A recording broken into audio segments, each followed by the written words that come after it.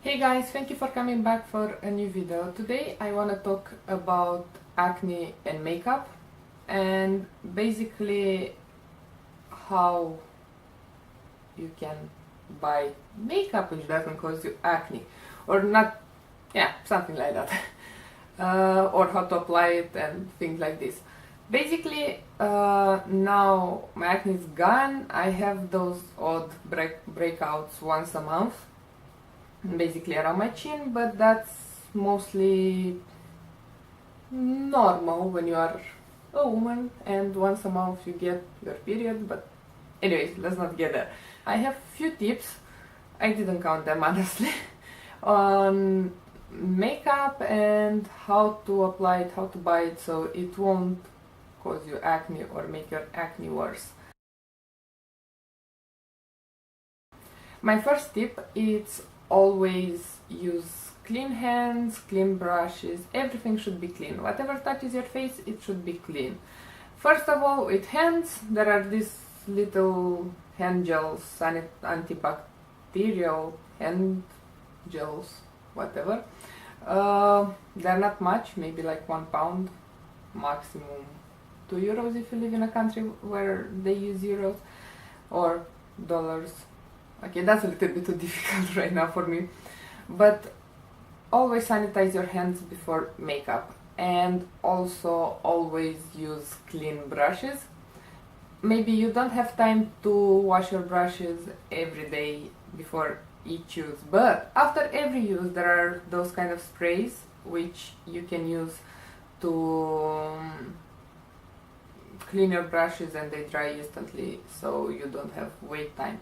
So I would definitely recommend one of those if you don't wash your brushes every day or you don't have enough, let's say, foundation and concealer brushes, because those matter also, for the whole time between brush washing. Second of all, it's to research into the ingredients, and honestly I didn't do an impulse buy when it comes to foundation or powder or sometimes even blush or whatever goes on the face more. I didn't do an impulse buy in a long time. Usually if I see something that I'm interested, I rather wait, go home, check the ingredients, or do it even if I have mobile internet, do it in shop. And there is a website which I will leave down where you can check it. But basically, and again I'm starting with basically, what there is in foundations, maybe concealers and other things like this, it's comedogenic ingredients, or are comedogenic ingredients, and those you should avoid. On top of my head I can I can actually mention a few, like coconut oil, cocoa butter, and what else? Also irritants. There shouldn't be irritants, and the biggest, and which you can see in the most of the foundations and concealers, is alcohol. That one is pretty bad. But foundation recommendation that I have, and I think you would find them pretty useful if you are kind of the same skin tone as me, are the 17 Stay Time 24 hours foundation, and I have it in soft ivory. This is a full coverage one.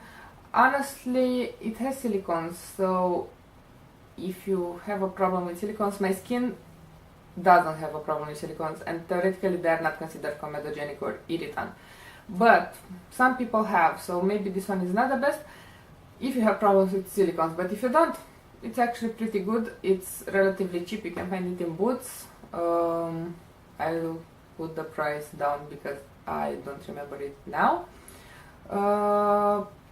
Yeah, nothing much to say about it. The next foundation, which I actually had for a while, I don't even know if this is good anymore. Maybe I should throw it. I don't remember when I opened it. Oh well, 18 months since opening. I can still use it, probably. But it's the Rimmel Match Perfection foundation, and also, well, this has silicones. It's normal. Most of the foundations are silicone based, but it didn't cause me any breakouts, and they also have a really fair one. This one is 081 Fair Ivory. It was bought from Finland. I know that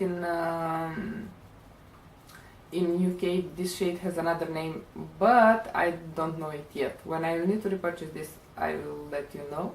Another one which is more of a recent find is the Secret Pore Bright Gel Foundation by Leo Lely, the Korean brand anyway.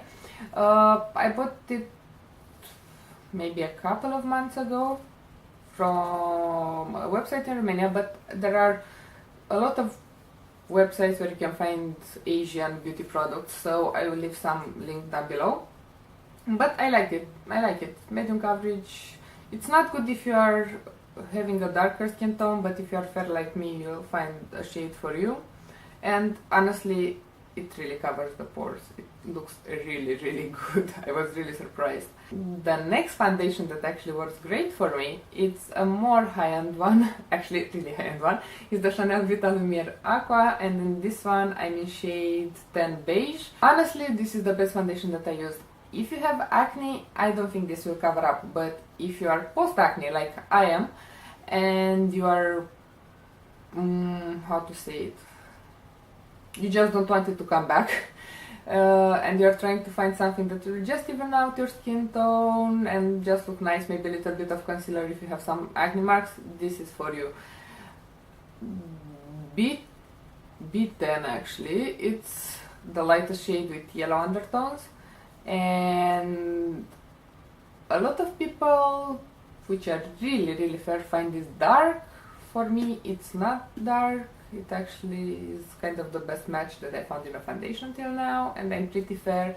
I would say that because the coverage is so light, it kind of adapts to your skin tone and just leaves your skin looking nice and natural. Next one, it's something between a foundation and a powder. It's the True Match Minerals, and I have this one in D1W1 Golden Ivory. I don't have it for a long time, but of course I tested it, it doesn't cause me spots. I use it on its own, not so much coverage, maybe light to medium if you really insist, but not much. But it works as a setting powder as well if you don't really, if you're not really oily. Yeah, the concealers that I recommend, actually I have two, and these are the best that I found till now. There are more probably which are non-comedogenic and whatever, but these are the best that I found and work for me. The first one is a drugstore one, and it's the NYX one. It's the HD Photogenic Concealer. I honestly love this one, and I bought it also recently because I heard it's a dupe for the next one, which is the MAC Pro Longwear Concealer, which mine is old and gross and I need a new one. I couldn't afford it at the time, so I decided to get the NYX one, and honestly they're really similar. I would say that application wise, maybe I like NYX's one because, well, this sometimes can dispense too much and I waste product, but this one has also a problem with the doe foot applicator, which is I'll get more into this on the next part of the video. And I have a setting powder which I really, really love, and if you have oily skin you will love also. It's the Leo Lely Secret Pore HD powder, and this has really simple ingredients. It's silica and dimeticon, dimeticon, I don't know, it has only 1-2 ingredients, but it really keeps you matte all day. Flash photography, maybe not so much, it's the same as the Makeup Forever HD powder, you know, they give those flashbacks, but for videos and everyday it's amazing. So I really recommend this one, and again I'll maybe put some links where you can find them to order it. My next tip is with applying foundation and concealer. Basically with foundation, I would totally suggest that you stipple the foundation on top where you have breakouts or acne marks. In this case you increase the coverage, and also if it's a breakout you don't scratch it and drag it and maybe break it like a pimple or whatever. And the same goes for concealer. And if you are using a concealer with a doe foot, I would strongly suggest first to Put the concealer on your hand, pick it up with a brush, and then apply it on the spot. And again, stipple it on the spot. Tap it, not drag it and do like this. The reason why I'm telling you not to put the doe foot straightly on the spot, it's because you can collect bacteria from there, and then you put it back inside the tube and you contaminate the tube, and then you don't know why your pimples are appearing, why you are breaking out, and why your face seems worse. My last tip, it's actually not as much as applying makeup or buying makeup, but removing makeup. Basically means remove your makeup every evening, even if you feel tired. Make sure that your skin is clean before you go to bed, because, well, I don't think I need to tell you this, but you know, even non-comedogenic makeup, more it stays on your skin, more it affects your skin. It's normal, it's makeup. So if you want to avoid breakouts or make your skin condition worse, remove your makeup before you go to sleep. It's probably one of the most important tips in this video. Okay guys, thank you for watching this video, and I hope you found it useful. If you did, please give it a thumbs up and subscribe, and see you in my next video. Bye bye.